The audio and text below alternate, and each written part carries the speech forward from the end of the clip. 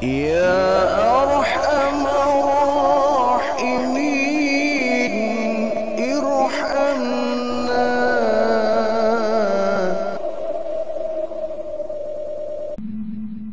Alhamdulillah, kita sudah berada di penghujung bulan Sya'ban dan kita akan segera menjelang tibanya bulan yang kita rindukan, yakni bulan Ramadan. Bulan di mana kita akan berpesta, ya. Pesta pahala, panen pahala, karena semua ibadah, semua amal kebaikan akan dilipat gandakan oleh Allah Subhanahu wa Ta'ala. Sehingga kita jangan sampai melewatkan kesempatan emas yang Allah berikan dengan hadirnya bulan suci Ramadan. Kenapa? Pertama, Ramadan tidak datang setiap bulan. Maka ketika dia datang, kita harus manfaatkan dengan sebaik-baiknya. Yang kedua, tahun ini kita bisa berjumpa dengan Ramadan. Tetapi adakah jaminan bahwa tahun depan kita akan berjumpa kembali dengan bulan Ramadan? Ini yang tidak kita tahu. Maka ketika dia datang, kita harus manfaatkan dengan sebaik-baiknya. Ibarat seorang tamu, Ramadan akan datang kepada kita dan kita sebagai tuan rumah harus menjamuknya agar tamu Ramadan itu bisa memberikan oleh-oleh kepada kita. Tamu Ramadan akan memberikan oleh-oleh kepada siapapun yang ketika dia datang, dia menyambutnya dengan ramah, menyambutnya dengan baik, bahkan dia bergembira. Tapi ketika tamu Ramadan ini datang, ada juga orang yang dia cuek, tidak merasa gembira, tidak merasa senang, sehingga mana mungkin Ramadan ini akan memberikan oleh-oleh kepadanya. Maka sebagai tuan rumah, mari kita sambut kedatangan tamu agung dari Allah Subhanahu wa Ta'ala, yakni tamu Ramadan, dengan kita menjamuknya dengan sebaik-baiknya. Cara menjamunya bagaimana? Ya tentu dengan kita melaksanakan saum Ramadan dan juga amal-amal sunnah yang dianjurkan dalam bulan Ramadan. Itu cara menjamuknya. Sehingga ketika tamu Ramadan ini pergi meninggalkan kita, maka ada oleh-oleh yang dia berikan kepada kita, yakni ghufirallahu mattaqaddama min dzambih. Dosa kita diampuni dari sebab kita melaksanakan saum Ramadan. Apa yang perlu kita persiapkan dengan datangnya Ramadan? Paling tidak ada 3 hal yang harus kita siapkan. Pertama, kita menyiapkan iman. Kita menyiapkan iman karena Allah hanya akan memanggil kepada orang-orang yang beriman. Ya ayyuhalladzina amanu kutiba alaikumussyam. Wahai orang-orang yang beriman, diwajibkan atasmu melaksanakan puasa. Yang Allah panggil adalah orang yang beriman, bukan orang-orang Islam. Sebab orang Islam belum tentu beriman, tapi kalau dia beriman, sudah pasti dia orang Islam. Allah nggak memanggil ya ayyuhalladzina aslamu, wahai orang-orang Islam, tidak. Yang Allah panggil ya ayyuhalladzina amanu, wahai orang-orang yang beriman. Hanya merekalah yang imannya hidup, yang merasa adanya panggilan Allah untuk melaksanakan puasa. Tapi bagi mereka yang imannya tidak hidup, imannya mati, imannya tidak aktif, ya bagaimana mungkin dia bisa nyambung sinyalnya kepada Allah? Ya logikanya begini, kalau kita memiliki handphone, kalau handphone itu kita matikan, kan tentu ada orang nelpon juga nggak bisa, nggak nyambung. Kita ada orang kirim WhatsApp pun dia nggak akan masuk. Karena Pak sinyalnya terputus. Kok terputus ya? Handphonenya mati.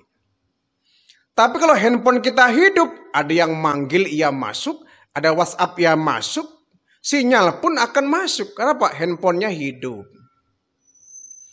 Pun demikian iman. Kalau iman kita hidup, iman kita aktif, iman kita tidak mati, maka akan merasakan adanya panggilan Allah, yakni melaksanakan saum Ramadan. Allah panggil, hei orang yang beriman. Kalau iman kita hidup, maka kita akan merasa terpanggil dengan panggilan Allah itu.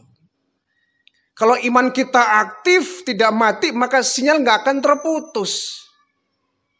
Sehingga banyak orang-orang Islam yang, ya notabene Islam lah ya, seorang Muslim. Tapi mereka Ramadan datang, dia nggak berpuasa. Mungkin imannya mati. Mungkin imannya tidak aktif. Sehingga sinyalnya terputus. Panggilan Allah dia nggak merasa terpanggil.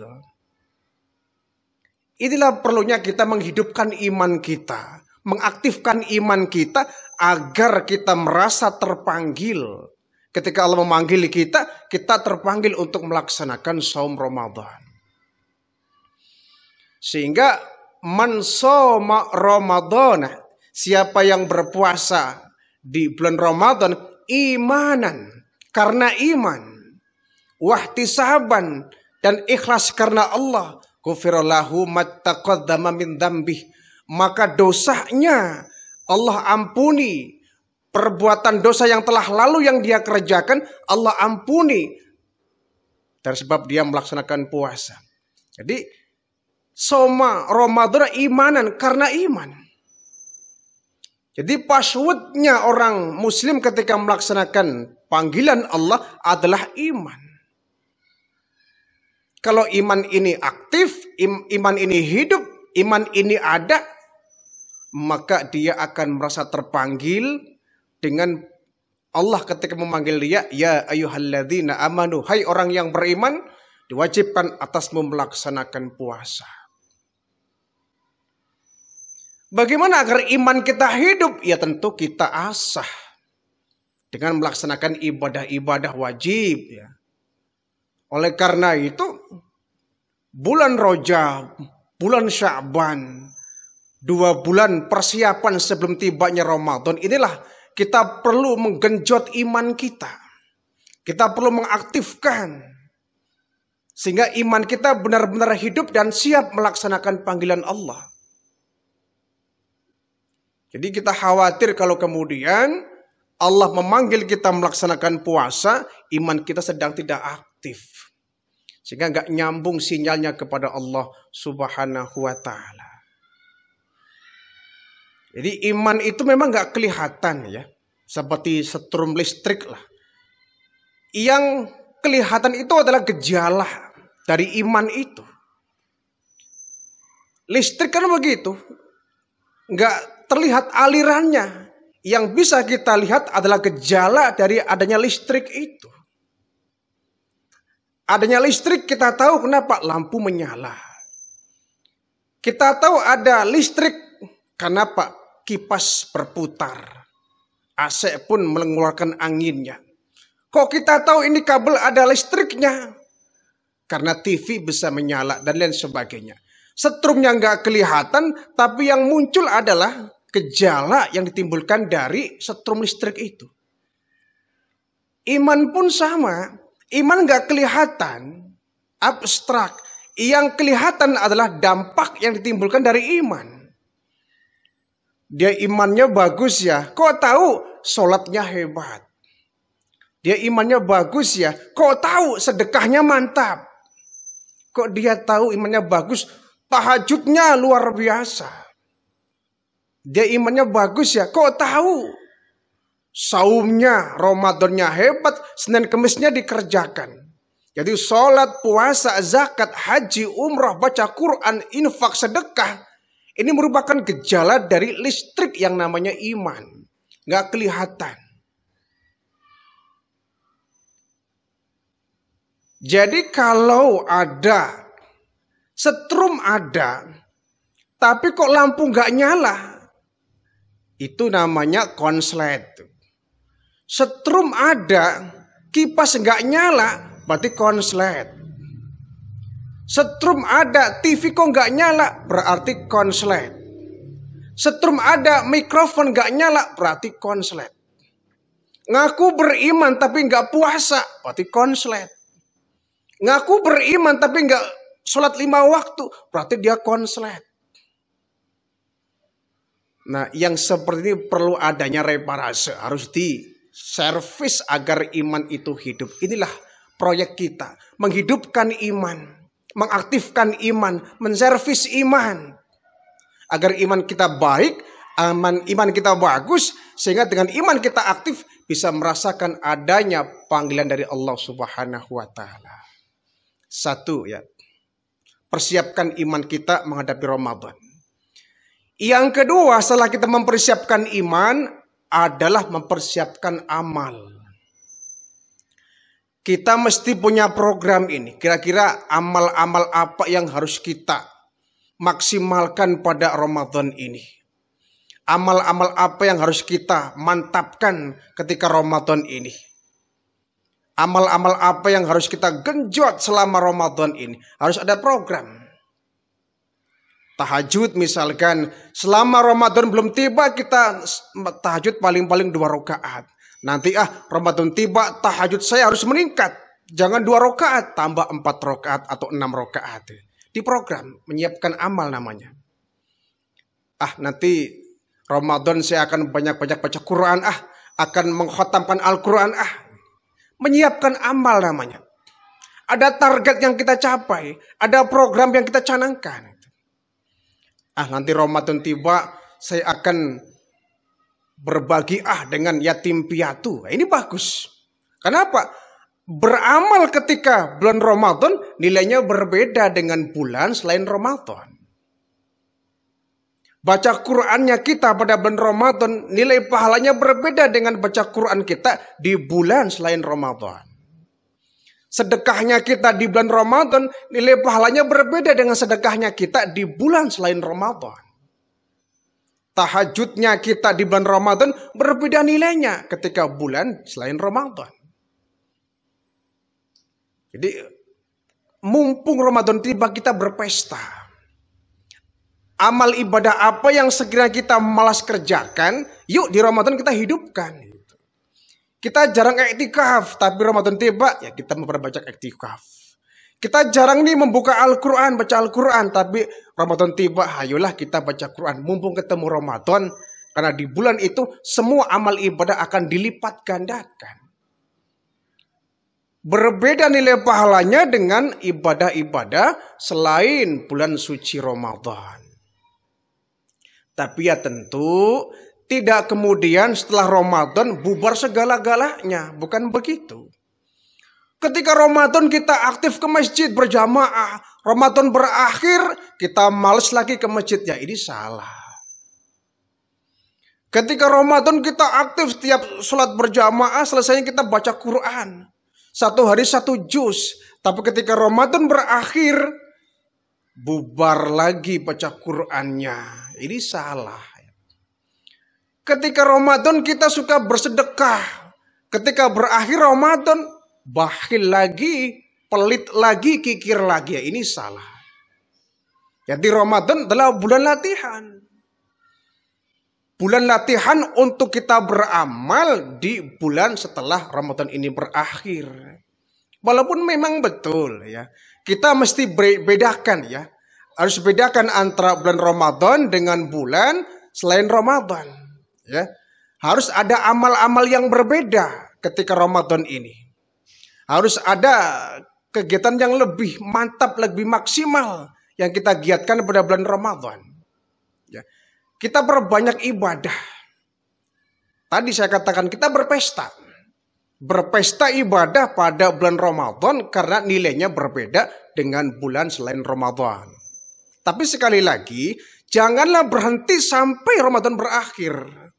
Idealnya, bagusnya, kebiasaan baik yang kita kerjakan pada bulan Ramadan, kita teruskan pada bulan setelah Ramadan berakhir.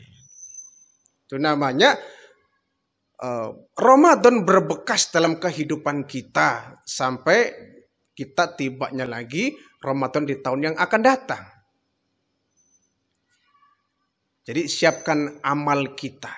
Kita harus punya program, punya planning ya, agar kita bisa menata ibadah kita saat tibanya bulan suci Ramadan nanti. Yang ketiga, setelah iman, amal, ya, yang tidak kalah penting juga kita perlu persiapkan fisik kita. Walaupun ibadah Ramadan ini tidak seperti sholat ya, yang menggunakan full power kekuatan badan. Ya, tidak seperti haji umroh yang menggunakan tenaga. Tapi tetap yang namanya puasa Ramadan ini juga butuh stamina yang maksimal. Butuh kebugaran badan agar kita bisa melaksanakan puasa Ramadan dengan sempurna dan nyaman. Bagaimana mungkin kita bisa berpuasa dengan nyaman kalau terganggu kesehatan kita? Bagaimana mungkin kita bisa beramal, berpesta ibadah pada Ramadan ini kalau tubuh kita terganggu kesehatannya? Namanya orang sakit itu kan serba nggak enak. Baca Qur'annya tidak enak. Wirid zikirnya tidak enak. Nggak bisa ikut tarawih misalnya kan. Kenapa? Sakit. Maka bulan Rajab, bulan Sya'ban ini bulan persiapan datangnya Ramadan. Kita persiapkan fisik kita. Pola makan kita jaga. Pola istirahat kita jaga. Agar Ramadan tiba, kondisi kesehatan tubuh kita maksimal. Kalau kondisi badan yang sehat, puasa Ramadan kan enak. Tarawih juga semangat. Tadarus juga semangat. Puasa juga semangat. Kenapa? Badan kita sehat. Ya. Maka untuk bisa menjaga stamina kita, ya perlu kita pola makan kita jaga. Pola minum ini kita jaga. Istirahat kita jaga. Jangan sampai yang kita makan tuh yang tidak standar kesehatan. Kita kadang-kadang mohon maaf ya, kalau makan nggak kejaga. Ya. Kita ini sering jorok ketika makan itu. Ya. Yang menyebabkan badan kita kurang sehat, kita terjangkit penyakit ya karena makanan. Semakin kita semrawut pola makannya, menu makanannya, ya sudah. Kita pun akan semrawut kesehatannya. Sehingga Nabi mengatakan, sumu tasihu. Berpuasalah kamu, kau pasti akan sehat. Sehingga Rasulullah memperbanyak puasa pada bulan Rajab dan bulan Sya'ban. Sebagai persiapan menuju Ramadan. Sumu tasihu, perbanyaklah kau puasa, pasti akan sehat badanmu. Jadi kalau Rajab, Sya'ban kita memperbanyak puasa sunnah, insya Allah disehatkan badan kita saat kita memasuki bulan suci Ramadan. Ya. Tidak ada orang yang berpuasa kemudian langsung jatuh sakit. Ya bukan salah puasanya. Bukan salah saumnya. Yang salah pola makan kitanya. Karena sebagian besar yang namanya penyakit itu datangnya dari makanan. Dari asupan yang kita makan, yang kita konsumsi masuk ke dalam perut besar ini. Kalau menunya sudah tidak standar kesehatan, sudah kita akan gampang terjangkit penyakit. Tapi kalau kita memperbanyak puasa, insya Allah tidak ada orang yang jatuh sakit karena puasa. Tidak ada orang yang mati kelaparan karena berpuasa, tidak ada. Yang ada adalah puasa akan menyehatkan kita. Jadi menjelang Ramadan, kita persiapkan fisik kita agar bisa melaksanakan puasa dengan kondisi badan yang sehat.